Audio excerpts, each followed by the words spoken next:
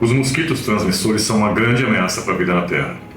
Até hoje é a criatura mais mortal para os seres humanos.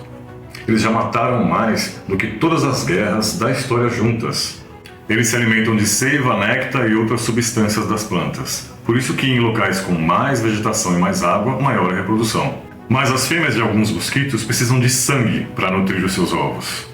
Quando elas picam na saliva, tem anestésico para que você não sinta ela sugando e anticoagulante para que ela possa ingerir o seu sangue. Isso que nos causa coceira. Esse processo pode trazer muitas doenças para nós e muitas são perigosas e mortais. Malária, dengue, zika, febre amarela, chikungunya, febre do Nilo Ocidental, encefalite japonesa, filariose linfática, além de muitas outras variantes. Os mosquitos são responsáveis por mais de 700 mil mortes humanas por ano em todo o planeta. Quando uma fêmea está nutrida com seu sangue ou o sangue de um animal, ela na verdade está nutrindo de 50 a 150 ovos. Esses ovos podem ser colocados num intervalo entre 5 a 7 dias em locais diferentes. E esse processo pode ser repetido durante sua vida. E uma curiosidade sobre as fêmeas é que elas não precisam copular mais de uma vez com o macho. Elas armazenam o esperma deles em estruturas chamadas espermatecas e a partir disso elas podem realizar novas fecundações e novas posturas de ovos.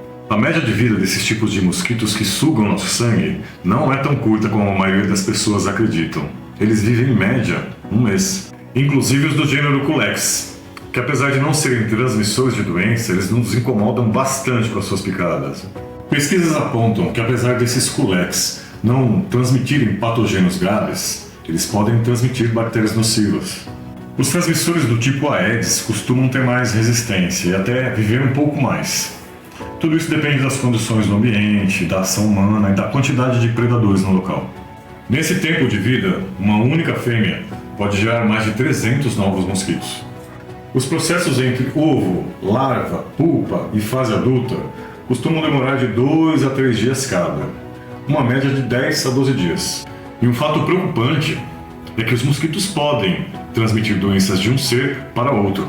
Quando eles se alimentam de um ser infectado, humano ou animal, eles podem transmitir esse patogênio de um ser para outro ser, como é o caso das doenças perigosas, dengue, zika, febre amarela, chikungunya. Outro fato preocupante é a resistência dos ovos. Eles podem chegar a ter mais de um ano sem água antes de entrar nesse processo de larva.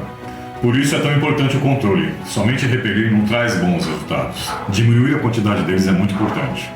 Para isso existem vários métodos e aparelhos disponíveis. O mais convencional, o inseticida, que funciona bem. Os aparelhos de captura, que fazem a morte por desidratação, que apesar de não ser tão eficientes, eles têm um baixo custo de energia. Muitas pessoas deixam ligado em algum canto da casa por dias. E tem os de choque elétrico. Esses são mais eficientes, apesar do barulho, que às vezes incomoda em locais com pouco som e determinados horários, né? É bom não dormir muito próximo deles. E por que algumas pessoas atraem mais mosquitos do que outras? Os mosquitos são atraídos por certos sinais químicos que mudam muito de uma pessoa para outra. A quantidade de dióxido de carbono que uma pessoa exala, o tipo sanguíneo, pesquisas apontam que o tipo O atrai mais. E também algumas substâncias encontradas no suor, como por exemplo o ácido lático, que atrai bastante os mosquitos. Algumas pessoas produzem mais ácido lático do que outras. No nosso corpo ele é produzido principalmente nos músculos e nas células vermelhas do sangue, como parte do metabolismo energético. Mas esse ácido lático também é produzido sinteticamente pelas indústrias. Na alimentícia, como conservante e acidulante, e na de cosméticos, como umectantes e reguladoras do pH. Muitos cremes contêm essa substância. Muitos mosquitos, incluindo os do gênero Culex, são pecilotérmicos, ou seja, não morrem de frio, a não ser que esse frio seja extremo. Mas no frio, o acasalamento e a reprodução é baixo. Inclusive, dependendo do frio, é quase nada. No Brasil, nós temos uma polêmica preocupante. Recentemente aqui, fizeram mudanças genéticas, criando mosquitos alterados para diminuir a reprodução. Funcionou bem e até conseguiram diminuir algumas cidades.